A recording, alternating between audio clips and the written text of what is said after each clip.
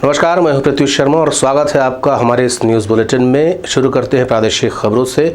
मुख्यमंत्री की अध्यक्षता में यूनिफाइड कमांडो की बैठक रखी गई थी, जिसमें नक्सल प्रभावित क्षेत्रों में किस तरीके से काम किया जा रहा है इसकी समीक्षा की गई।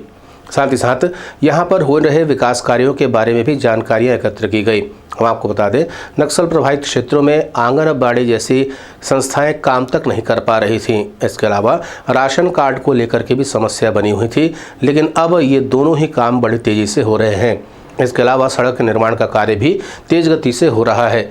बैठक में आने वाली विभागीय समस्याओं के बारे में भी चर्चा की गई और ये बात भी सामने आई है कि पैरामिलिट्री और पुलिस में तालमेल पहले की तुलना में अब ज़्यादा बेहतर है। यूनिफाइड कमांड की बैठक हुई, जिसमें केंद्रीय गृह विभाग के सचिव भी आए थे और हमारे जितने भी यहाँ के मुख्य सचिव, डीजी सहित सारे जितने भी पैरामिलिट्री फोर्स यहाँ हैं, तो सीआरपीएफ के डीजी और सारे अधिकारी उपस्थित थे और अन्य विभाग के अधिकारी भी उपस्थित थे। हमारे गृह मंत्री विशेष रूप से उपस्थित थे।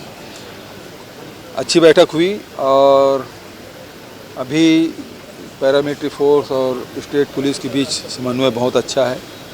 साथ ही कैंप भी बहुत सारे खोले हैं और कैंप के साथ साथ जो वहाँ विकास के कार्य हैं, जो आम जनता की जो सुविधाएं की चीज़ें हैं, वो सब चीज़ हम लोगों ने स्वीकृत भी की और इस्टेब्लिश भी हुआ। जैसे उधर आप बीजापुर या सुकमा में कहें तो राशन कार्ड नहीं था, आधार कार्ड नहीं था, सब बनवाने का काम, राशन दुकान, आंगनबाड़ी, स्कूल खोलने का काम, 260 स्कूल हम लोगों ने जो बंद पड़े थे उसको शुरू किए। सड़कें भी बनाई, टेलीफोन की भी सुविधाएं हुई, टावर भी लगे। तो इस प्रकार से लगातार केंद्र सरकार और राज्य सरकार के सम्मिलित प्रयास से और पैरामिलिट्री फोर्स और स्टेट पुलिस से, डीआरजी के मेहनत से नक्सली काफ़ी पीछे हटे हैं और लगातार हमारे कोशिश ये रही है कि हमारी जो नीति है विश्वास, विकास और सुरक्षा, इसको लेके आगे बढ़े हैं। इसका लाभ मिला है और अभी जो प्रमुख रूप से बातें आई हैं तो एयर कनेक्टिविटी की बात है और सड़कें और बनाने की आवश्यकता है और कैंप और खोलने की बात है। ये सब बातें केंद्र सरकार के लिए रखा गया। महापौरों का सम्मेलन राजधानी रायपुर में आयोजित होने को जा रहा है। ये 51 नंबर का सम्मेलन है जो राजधानी रायपुर में दूसरी बार होगा। इसमें लगभग 212 महापौर शामिल हो रहे हैं। यहाँ पर चर्चा में जो सबसे पहले बात आ रही है वो ये है कि नगरीय निकाय की जो सरकार होती है वो सीधे आम लोगों से जुड़ी हुई होती है और लोगों की उम्मीदें भी सबसे ज़्यादा इसी से होती है। इसलिए स्वच्छता का मामला हो, हरियाली का मामला हो या सुविधाएं देने का मामला हो, इसे किस तरीके से और बेहतर किया जा सकता है, इस बारे में भी विचार विमर्श किया गया। महापौरों के इस सम्मेलन में उन्हें बग्घी से लाया गया, जो कि खास आकर्षण का केंद्र बना रहा। देखिए, अखिल भारतीय राष्ट्रीय महापौर परिषद का ये राष्ट्रीय अधिवेशन है और रायपुर में दूसरी बार होने जा रहा है और वर्ष में एक बार ये अधिवेशन होता है। हमारी एग्जीक्यूटिव कमेटी की मीटिंग भी हर 3 महीने में एक बार होती है। तो पिछली बार कानपुर में मीटिंग हुई थी। यहाँ के मेयर एजाज भाई ने प्रस्ताव किया था कि अगली जो भी मीटिंग हो वो रायपुर में हो, तो कमेटी ने उसे स्वीकार किया है और कल का परसों का 2 दिवसीय अधिवेशन यहाँ रायपुर में संपन्न होगा। देश के 212 लगभग मेयरों का ये संगठन है और सभी मेयरों को आने का सिलसिला जारी है।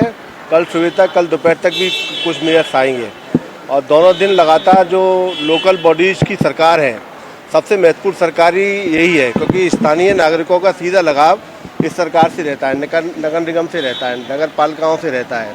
तो ज़्यादा से ज़्यादा सुविधा कैसे हम दे सकें, स्वच्छता के वातावरण को और अधिक कैसे अच्छा कर सकें, हरियाली युक्त अपने शहरों को कैसा बना सकें और डेवलपमेंट कैसे कर सकें इस शहर में, अपने अपने शहरों की और क्या विकास के कार्य किए जा सकें और उसमें सुधार क्या और हो सकते हैं। इस बात सब बातों पर लेकर गहन चिंतन विचार विमर्श होगा और कल प्रातः 10:30 बजे इसका उद्घाटन सत्र है और समापन सत्र परसों रहेगा। कांग्रेस के वरिष्ठ नेता गुलाम नबी आज़ाद कांग्रेस छोड़ चुके हैं, जिसको लेकर के कांग्रेस के अधीर रंजन चौधरी का कहना है कि उन्हें राज्यसभा में जगह नहीं मिली, जिसकी वजह से असंतोष बढ़ गया और उन्होंने पार्टी छोड़ दी है।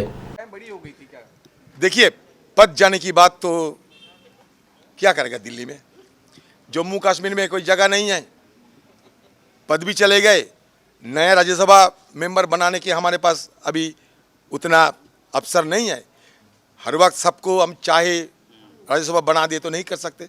राज्यसभा पद अगर दे देते तो मान जाते, राज्यसभा पद नहीं मिले तो उनको गुस्सा आ गए, तो गुलाम जी की गुस्सा पार्टी छोड़ने की मनसा में बदल गए। मुख्यमंत्री निवास में पोला पर्व मनाया गया, जिसमें प्रदेश भर से महिलाओं को आमंत्रित किया गया था, जिसमें महिलाओं ने यहां पर अपने पारंपरिक खेलों को खेला है।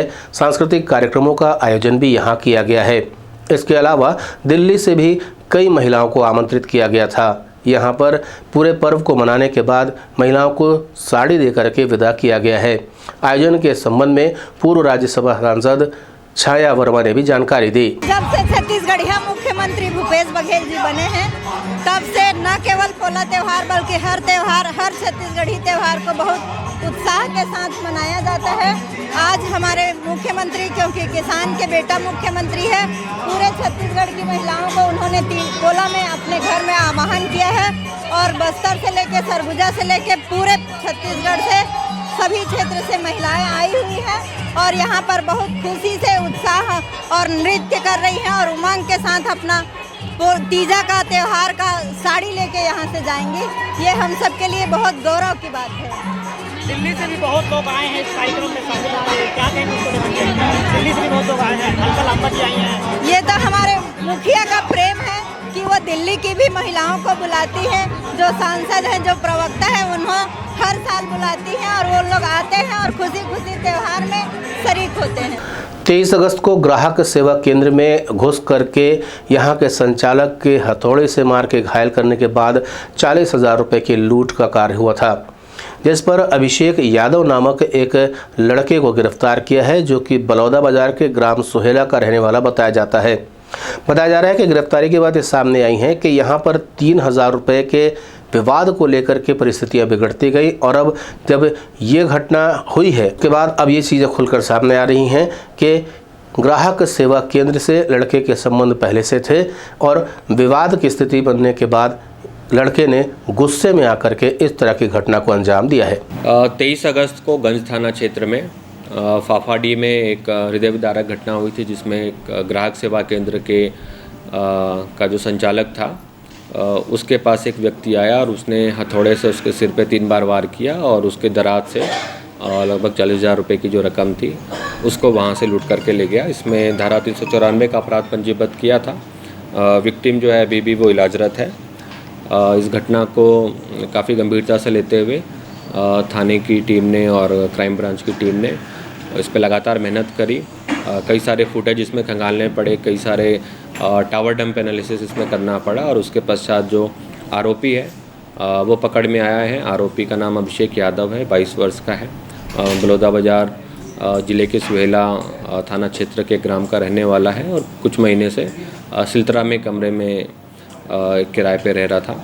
उसके अलावा ये पहले फैक्ट्री वगैरह में काम किया हुआ है और अभी डिप्लोमा की पढ़ाई भी साथ में कर रहा था।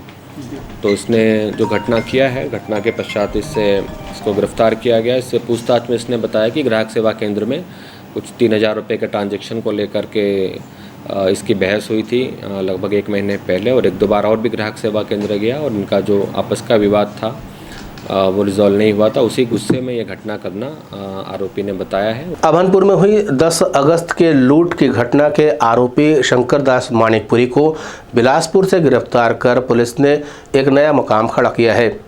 हम आपको बता दें कि मोबाइल, बाइक और कुछ नकदी यहां से आरोपी के पास से लूट लिए गए थे और इसके साथ में 2 अन्य आरोपी भी थे। पुलिस का कहना है कि कोई बहुत बड़ा गिरोह नहीं है, लेकिन ये 3-4 युवकों का गिरोह था जिसे पुलिस ने धर दबोचा है।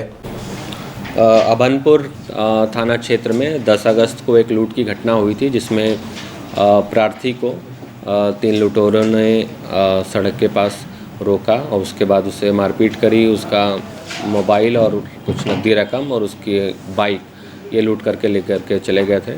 इस घटना पे भी काफ़ी प्रयास किया गया पुलिस के द्वारा और उसके पश्चात जो मुख्य आरोपी है मानिकपुरी, बिलासपुर का रहने वाला है, उसे पुलिस ने पकड़ा है और उसके पास से लूट किया हुआ वाहन और नकदी रकम, मोबाइल ये उससे बरामद की गई है और उससे और विस्तार पूछताछ की जा रही है। पहले भी ये कुछ प्रकरणों में जेल जा चुका है। आज के न्यूज़ बुलेटिन में फिलहाल इतना ही। नए समाचारों के साथ आपसे अगले बुलेटिन में होगी मुलाकात।